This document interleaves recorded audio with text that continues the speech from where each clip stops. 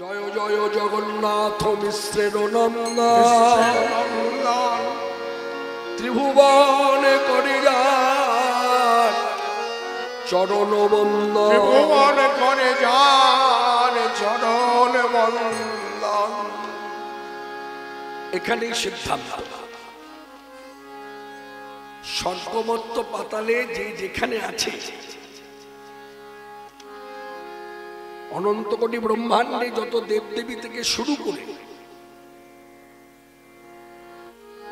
আমরা যারা মনুষ্য দেহ পেয়েছি তাদের কথাও এখানে বলা আছে।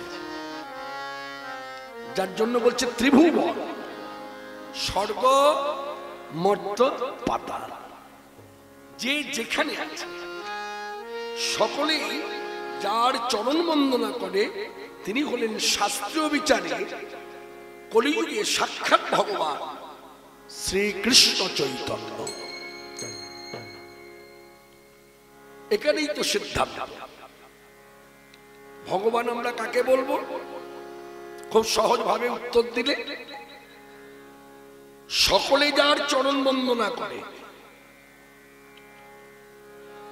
এখন সকলের কথা যখন বলা হলো, সকলেই তো আর একমতে এক পথে নেই, মত পথ ভিন্ন, সম্প্রদায় ভিন্ন।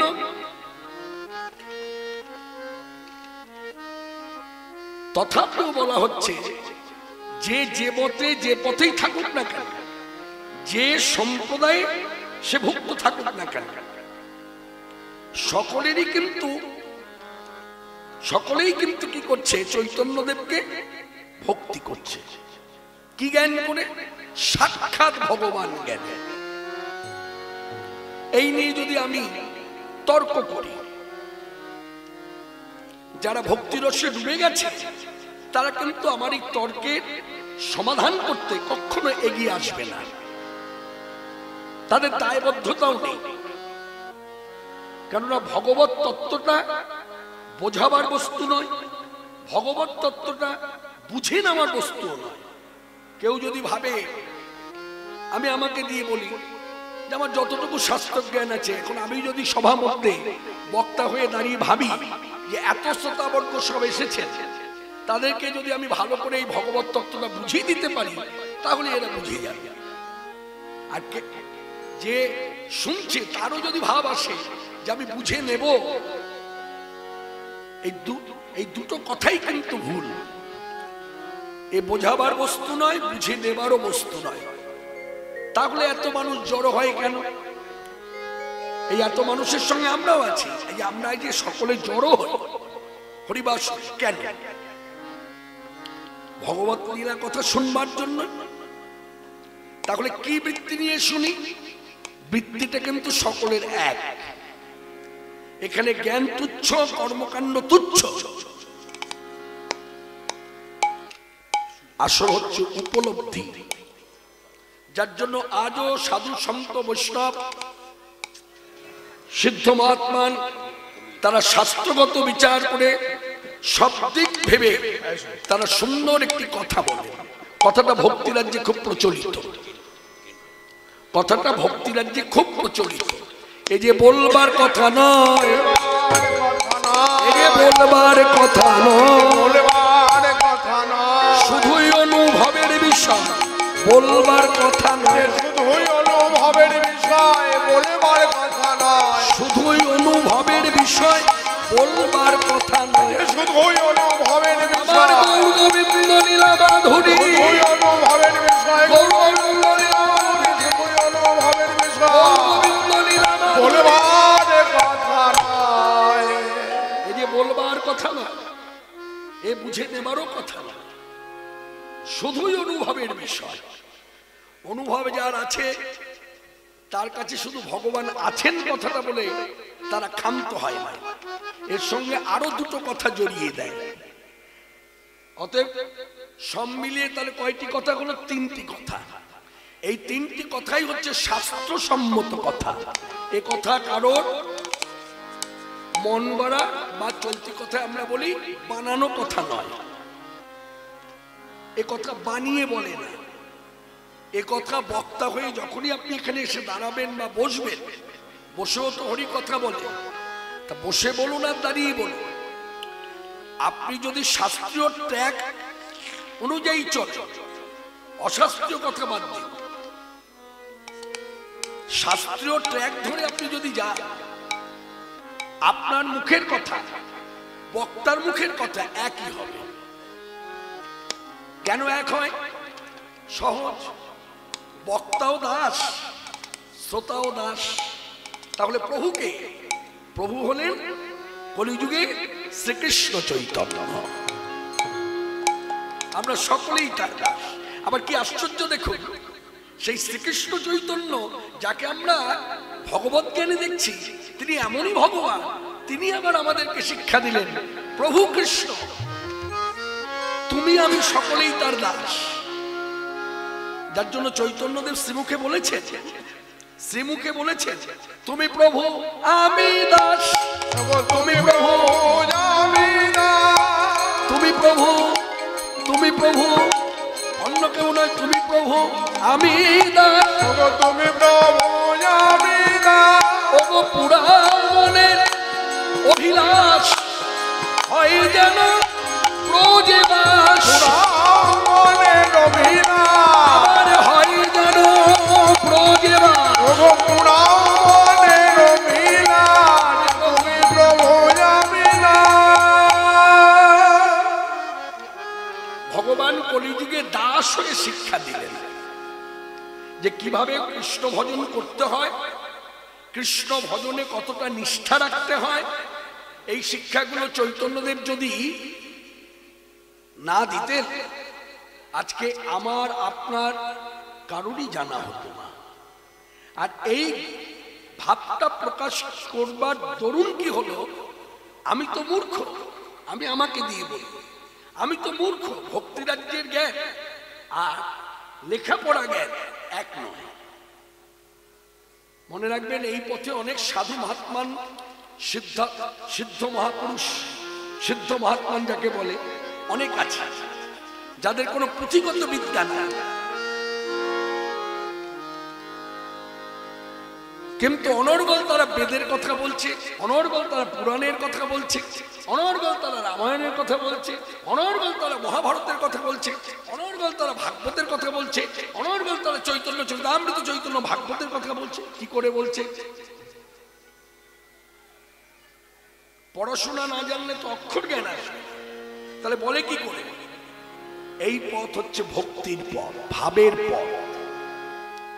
এখানে আপনি চৈতন্য চরিতামৃত পড়তে গিয়ে আপনি যে দিকটা লক্ষ্য রেখেছেন, যাবার এই চৈতন্য চরিতামৃত ভেতরে বা গীতার ভেতরে যে শ্লোকগুলো আছে, এই শ্লোকগুলো আমার সঠিক উচ্চারণ করতে হবে।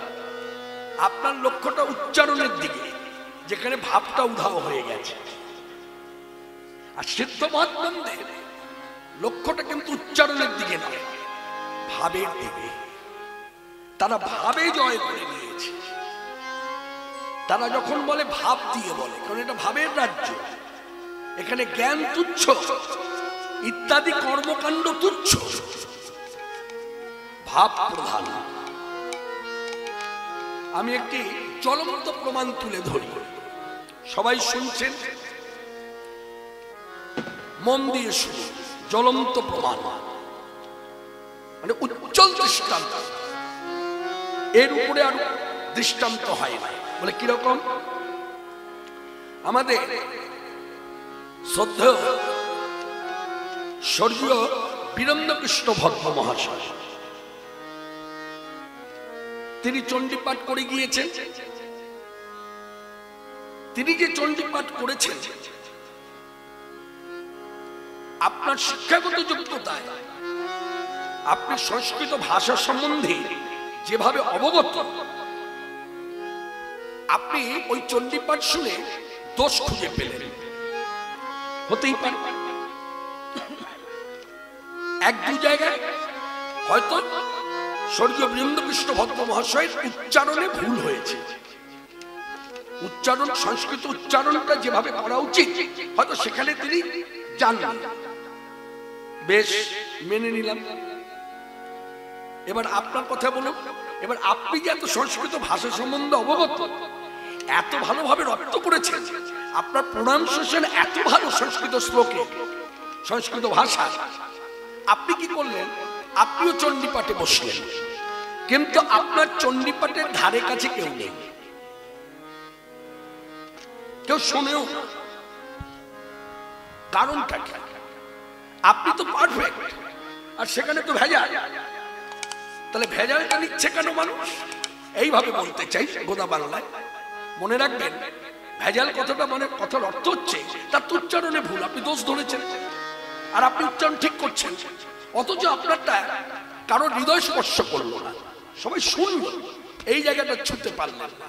কারণ কি না, বীরেন্দ্রকৃষ্ণ ভদ্র চণ্ডীপাঠে বসে মা চণ্ডীর ভাবনা নিয়ে তিনি পাঠ করেছেন, তার লক্ষ্যটা উচ্চারণের দিকে ছিল না। আর আপনি সংস্কৃত ভাষায় পটু বলে আপনি মাথায় রেখেছেন আমার উচ্চারণটা যেন, প্রোনাউন্সিয়েশনটা যেন ঠিক থাকে। ওই প্রোনাউন্সিয়েশনের দিকে নজর রাখতে গিয়ে ভেতর থেকে ভাবটাই উদাহ হয়ে গেছে, যার জন্য আপনি জয় করতে পারলেন না। তা এখানে জ্ঞান তুচ্ছ বলা হয়েছে কেন? জ্ঞানটাকে যদি আপনি প্রাধান্য দেন তাহলে তুচ্ছ, কিন্তু জ্ঞানের প্রয়োজন আছে। কিন্তু জ্ঞানটা নিয়ে যদি আপনি অহং করেন, আপনার মধ্যে যদি একটা অহং ভাব এসে যায় যে আমি জ্ঞানী, তাহলে জানবেন ওটা তুচ্ছ। এই যত মঠ মন্দিরে সাধু সন্ত বৈষ্ণব মহাত্মা দেখছেন, এখন তো দূরের সাধুকে আপনি দেখতে পান ফেসবুকের মাধ্যমে, ছোট্ট মিডিয়ার মাধ্যমে। এরা কিন্তু সব এত এত ডিগ্রি নিয়ে বসে আছে। আমরা ডিগ্রি পেলে যেভাবে যত্ন করে রাখি, এরা ডিগ্রিগুলো পাওয়ার পরে এই রকম, আমরা যেমন দরকারি কাগজে যদি কাজ ফুরিয়ে যায় তখন কি করি, ছিঁড়ে ফেলে, তার মানে আমার কাছে তুচ্ছ হয়ে গেল, ফেলে ছুঁড়ে ফেলে দিলে। এরাও তেমনি ভাব রাজ্যে হাত দিয়ে ছেড়ে নিয়েছে, ভেতর থেকে এই ডিগ্রিগুলোকে ছিঁড়ে দিয়েছে, ছিঁড়ে তুচ্ছ জ্ঞান করেছে। এদের ভেতরে অনুভব হয়েছে ওকে যদি বাঁধতে হয় আমার প্রেম লাভ করতে হবে, জ্ঞান দিয়ে ওকে বাঁধা যাবে না, যজ্ঞ কর্মাদি দিয়ে ওকে বাঁধা যাবে না, ও প্রেমের ভিখারি। এই কথাটা যে কত খাঁটি আমি বলছি বলে কখনো ভাববেন না যে কথাটা বানিয়ে বলছে বক্তা, খাঁটি কথা, শাস্ত্রের কথা। ভগবান চৈতন্যদেব সনাতন গোস্বামীপাদের সঙ্গে যখন শাস্ত্রীয় আলোচনা করছেন, সেখানে সনাতন গোস্বামী পাদকে ভগবান চৈতন্যদেব শ্রীমুখে বললেন, সনাতন জীবের প্রেম প্রয়োজন। কোথায় তিনি শ্রীমুখে বললেন না তো, সনাতন জীবের ভগবান প্রয়োজন। মনে রাখবেন, ভগবান লাভের থেকে জীবের প্রথম লাভ করতে হবে প্রেম। আজকে প্রেম নাই বলে আপনি ভগবানের পেছনে ছুটছেন। প্রেম যেদিন লাভ করবেন সেদিন ভগবানের পেছনে আপনাকে ছুটতে হবে না, আপনার পেছনে ভগবান ছুটবে। তাই সে যে প্রেমের ভিখারি, সে আর কিচ্ছু চায় না, সে শুধু প্রেমের ভিখারি। যার জন্য ভগবান চৈতন্যদেব যখন শ্রীল অদ্বৈতাচার্য প্রভুর ডাকে গোলক থেকে তার অগ্রজ ভাই নিতাই সুন্দরকে নিয়ে, পরিবারবর্গ নিয়ে, মানে পরিকর নিয়ে তিনি যখন গোলক থেকে ভুলকে নামলেন, নেমে এসেই তিনি কিন্তু প্রেম বিতরণ করলেন, অন্য কিছু বিতরণ করেন, প্রেম বিতরণ করেছে। এই অদ্বৈতাচার্য প্রভুর কথা যখন এলো, আপনারা যারা সভাস্থলে আছেন তারা নিশ্চয়ই ইতিমধ্যে জেনে গেছেন, এই কিছুদিন আগে মাঘী সপ্তমী তিথিতে শ্রী অদ্বৈতাচার্য প্রভুর আবির্ভাব উৎসব ভজন কুটিরে, বিভিন্ন ভজন কুটিরে, ছোট হোক বড় হোক, তারা উৎসবটা পালন করেছে। এখন আমি এই কথাটা তুললাম এই কারণে, আমরা কজনা জানি যে শ্রী অদ্বৈতাচার্য প্রভু যার জন্য আমরা নিতাই গৌর পেলাম, যার জন্য আমরা নিতাই গৌর পেলাম, তাহলে নিতাই গৌর আমরা পেতাম কোথায়?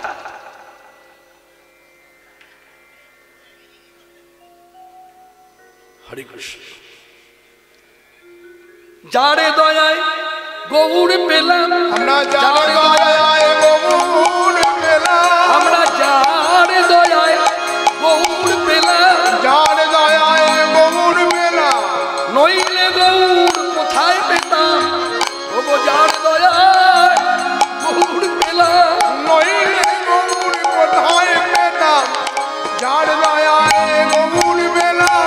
তোমরা সীতানাথে জয় দাও ভাই, সীতানাথের জয় দাও ভাই, তোমরা সীতানাথে জয় দাও ভাই, সীতানাথের জয় দাও ভাই, সীতানাথের জয় দাও।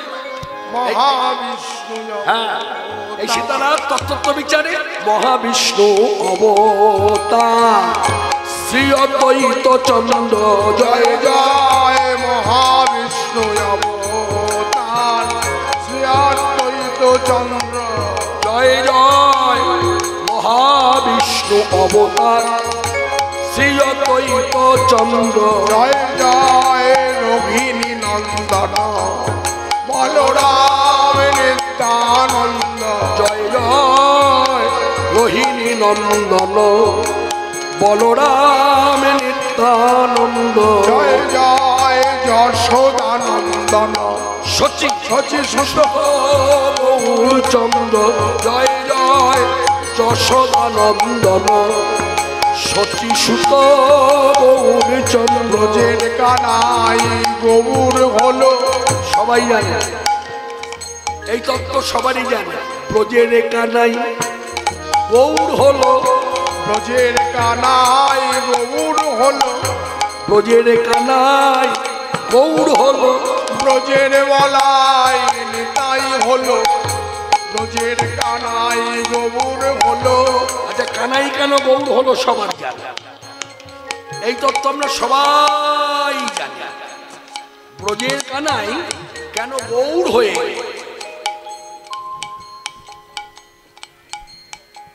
আচ্ছা এবার যদি কেউ বলে আচ্ছা ব্রজের সাক্ষাৎ ভগবান বলরাম সে কেন নিতাই হয়ে এলো, এক কথার উত্তর, কানাই গৌর হলো বলে আমাদের ব্রজের বলাই, তাই নিতাই হলো।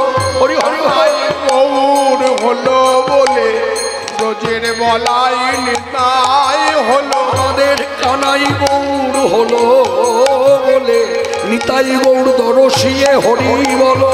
কানাই গৌর হলো বলে ব্রজের বলাই নিতাই হলো, ব্রজের বলাই নিতাই হলো।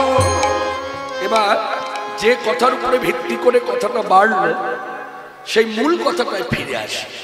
শ্রী অদ্বৈতাচার্য প্রভুর আবির্ভাব তিথি সকলেই জানলাম, কিন্তু কততম?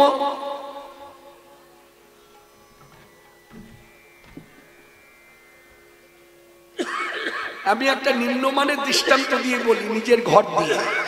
আমার মেয়ে এই বছর 11ই ফেব্রুয়ারি, মানে আজ দুদিন বাদে, আজকে 8, কালকে 9, পরশু 10, 11ই ফেব্রুয়ারি।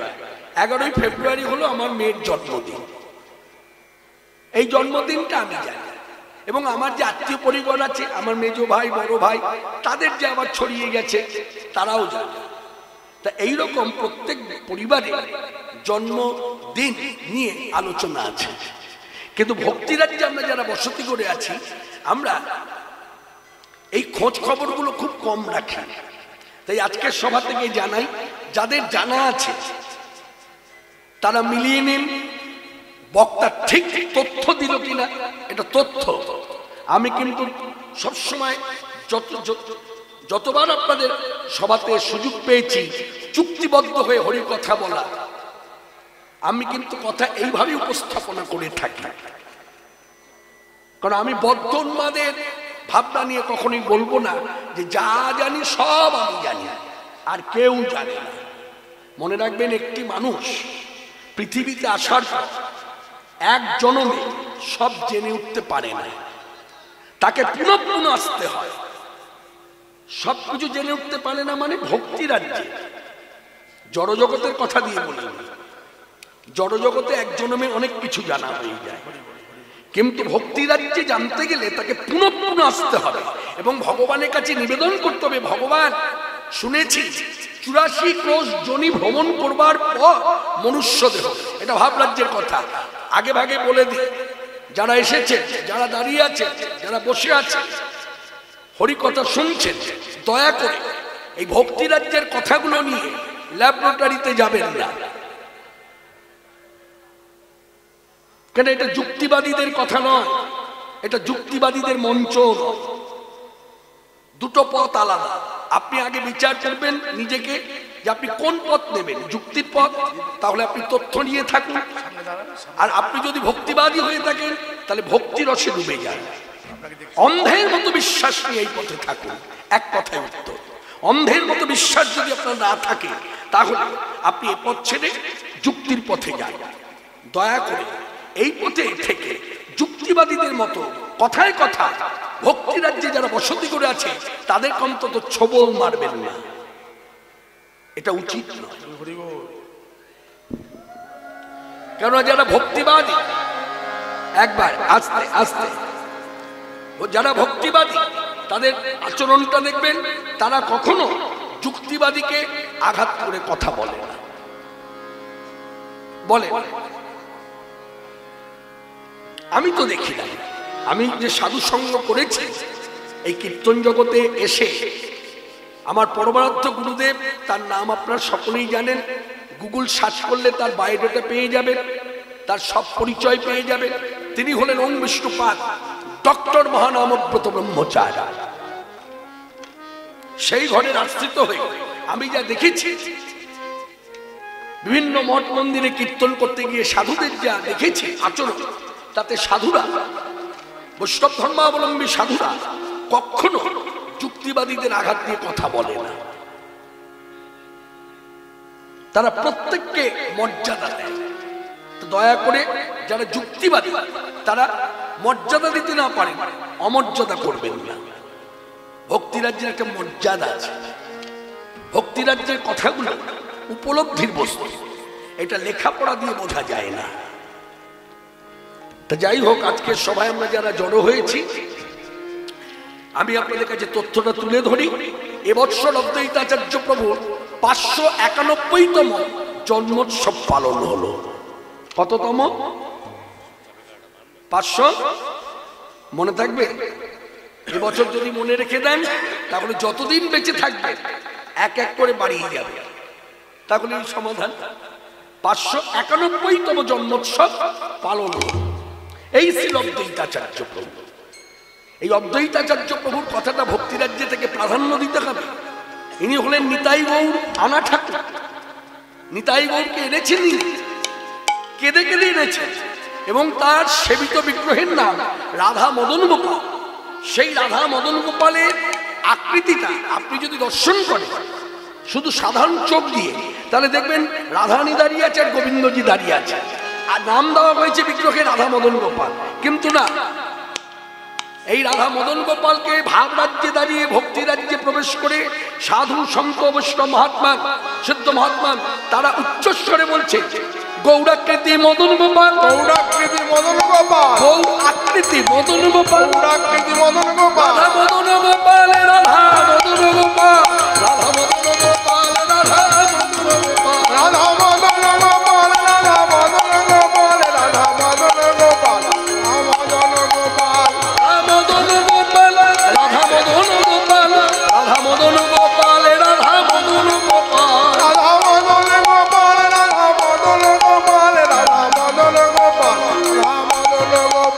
বলে কৃপা সিন্ধু মদন গোপাল, কৃপা সিন্ধু মদন গোপাল, এইবার আমায় কৃপা করো, কৃপা সিন্ধু মদন গোপাল, এইবার আমায় কৃপা করো, কৃপা সিন্ধু মদন গোপাল, করলে কৃপা করতে পারো, কৃপা সিন্ধু মদন গোপাল, তুমি করলে কৃপা করতে পারো, এইবার আমায় কৃপা করো। মদন গোপাল, রাধা মদন গোপাল, রাধা মদন গোপাল, রাধা মদন গোপাল, রাধা মদন গোপাল, রাধা মদন গোপাল, রাধা মদন গোপাল, রাধা মদন গোপাল।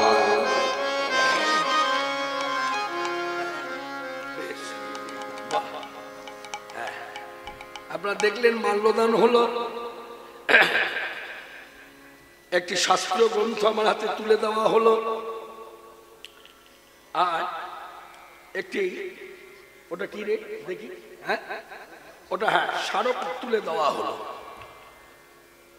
এবছর অনুষ্ঠানে যারা যারা অংশ নিয়েছেন চুক্তিবদ্ধ হয়ে প্রত্যেক বক্তার হাতে এইভাবে তুলে দিয়ে তাদেরকে সম্মান জানানো হয়েছে। তা এই সম্মান আমিও গ্রহণ করলাম।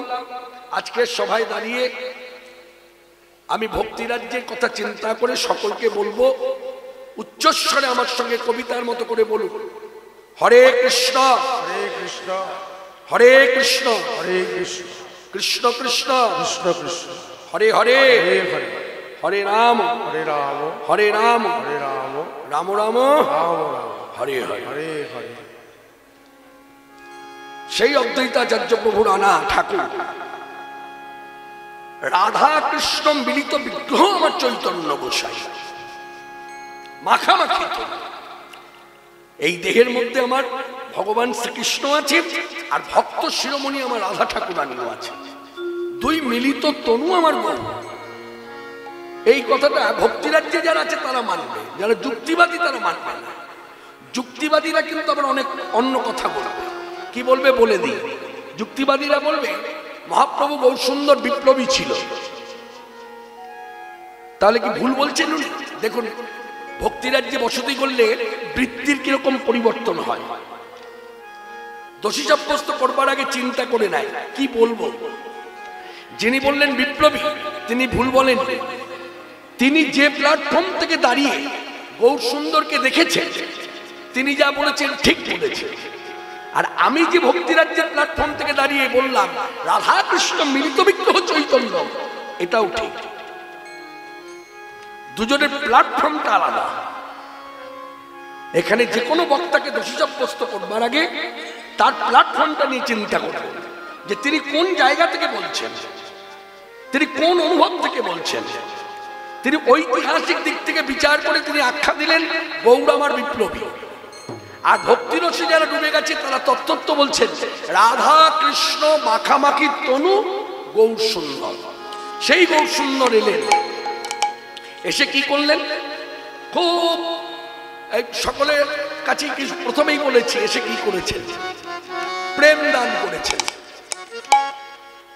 প্রেম কথাটা একবারে বলে দিয়েছি, কিন্তু প্রেম কথাটা যদি ভাঙানি হয়, প্রেমটা পেলাম কি করে না, তিনি হরি নামের দ্বারা ভক্তকে প্রেম লাভ করালেন।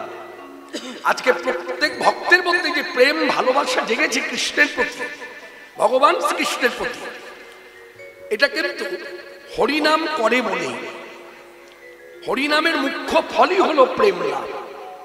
হরিনাম যার মুখে নাই, হরিনাম যে আশ্রয় করে না, তার ভক্তি লাভ হবে না। শুধু হরিনাম নয়, তার সঙ্গে আরেকটা কথা জুড়ে দিতে হবে ভক্তিরাজ্যে দাঁড়িয়ে। হরিনাম যেমন করতে হবে, আরেকদিকে সাধু সঙ্গ করতে হবে। এবার সাধু সঙ্গ করতে বললাম, মাইকে প্রচার করুন, কথাটা সম্পূর্ণ করে বলে দিই। সাধু সঙ্গ সরাসরি করার থেকে মানসে করা খুব ভালো, অপরাধ স্পর্শ করে না। বলে সরাসরি সঙ্গ করলে অপরাধ স্পর্শ মানে কেন অপরাধ হয়? সরাসরি গেলে জানবেন মানবেন, আমরা বললাম সকলে সংসারী মানুষ, তা সংসারে মানুষের ভেতরটাও সংসারের মতো, এই জায়গায় ভেতরটাও সংসারের মতো, তার মধ্য দিয়ে ভগবত সেবা। তাহলে বৃত্তিটা তো পরিবর্তন হয় না। আচ্ছা, এইরকম জড়জগতের জড়দেহ নিয়ে আমি যখন সাধুর কাছে গেলাম, প্রত্যেক সাধুর নিজস্ব নিজস্ব মুদ্রা আছে। সেই মুদ্রাটা আমার চোখে যখনই দেখলাম বা পড়লো, সঙ্গে সঙ্গে আমার মনটা চঞ্চল হয়ে গেল। হ্যাঁ,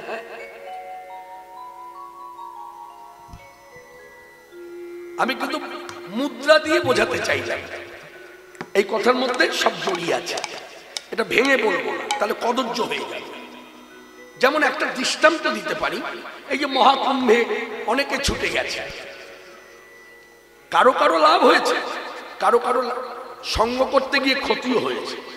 যেমন আমার দলের ছেলে দিয়েই বলি, আমার বাঁদিকে যে সঙ্গত করছে, সেই সময়টা আমি একটু ঘরে ছিলাম, মানে সে কটা দিন আমার কীর্তন ছিল না।